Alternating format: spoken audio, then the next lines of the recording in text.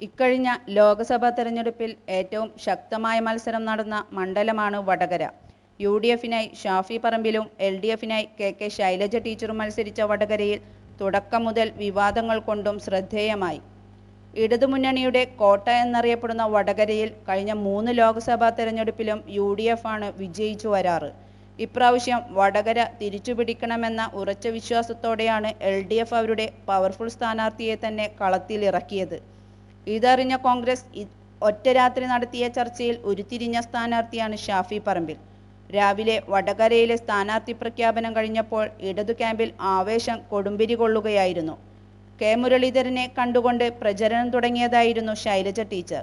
വടകരയിൽ ഷാഫിയെ ഈസിയായി തോൽപ്പിച്ച് വടകര പിടിക്കാമെന്ന് ഇടത് ക്യാമ്പ് തീരുമാനിച്ചു. കോൺഗ്രസ് നേതാവ് മുല്ലപ്പള്ളി രാമചന്ദ്രൻ വടകരയെ ഒരു കാരണവശാലും വിട്ടുകൊടുക്കില്ലെന്ന് കോൺഗ്രസ് നേതാക്കൾക്ക് വാക്കുകൊടുത്തു. എന്റെ തട്ടകത്തിൽ വരുന്ന ഷാഫിയെ വെറും കൈയോടെ തിരിച്ചയക്കില്ലെന്നായിരുന്നു മുല്ലപ്പള്ളിയുടെ പ്രസ്താവന. സ്ഥാനാർത്ഥി പ്രഖ്യാപനം വന്നതോടുകൂടി ഷാഫി പറമ്പിൽ മുല്ലപ്പള്ളിയെ ടെലിഫോണിൽ വിളിച്ചു. നീ ധൈര്യമായി വടകരയിലേക്ക് പോകൂ, നിനക്കവിടെ സുരക്ഷിതമാണ്. മുല്ലപ്പള്ളിയുടെ ഒറ്റവാക്കിൽ ഷാഫിയെ വിജയിപ്പിച്ച പാലക്കാട് നിയോജക മണ്ഡലത്തിലെ ജനങ്ങളുടെ അനുഗ്രഹം മേടിച്ചുകൊണ്ട് വടകരയിലേക്ക് വണ്ടി കയറിയത്. ആ വണ്ടിയുടെ പിറകിലുള്ള മറ്റൊരു വണ്ടിയിൽ ഷാഫിക്ക് വേണ്ടി വടകരയിൽ ക്യാമ്പയിൻ നടത്താൻ യു.ഡി.എഫ് നിയോഗിച്ച രാഹുൽ മാങ്കൂട്ടത്തെയും വി.ടി. ബലറാമുമായിരുന്നു. വടകരയിൽ ഷാഫിയുടെ മാസ് എൻട്രി വടകരയെ ആവേശം വാനോളമുയർത്തി.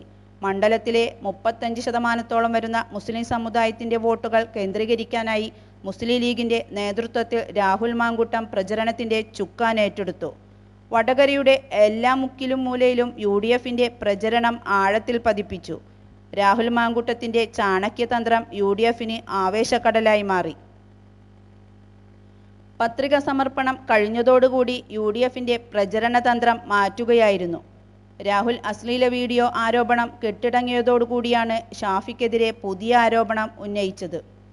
കെ ശൈലജയും പി ജയരാജൻ മുതൽ എം.വി. ഗോവിന്ദൻ വരെ എല്ലാവരും ആരോപണമുയർത്തി. തെരഞ്ഞെടുപ്പ് കഴിഞ്ഞിട്ടും ഷാഫിക്കെതിരെ പടനീക്കത്തിലാണ് എൽ.ഡി.എഫ്. ഇടതുമുന്നണിയും വ്യാജ ആഡുണ്ടാക്കി പ്രചരണം നടത്തിയെന്ന് യു.ഡി.എഫ് പരാതി നൽകിയെങ്കിലും പോലീസ് അന്വേഷണത്തിൽ ഇതൊന്നും കണ്ടെത്തിയില്ല. മറ്റൊരു മണ്ഡലത്തിലും എതിർ സ്ഥാനാർത്ഥിക്കെതിരെ എൽ.ഡി.എഫ് രൂക്ഷമായ വിമർശനം നടത്തുന്നതുമില്ല. ഷാഫി വടകരയിൽ വേരുറപ്പിക്കുന്നത് അപകടമാണെന്നാണ് CPM വിലയിരുത്തൽ.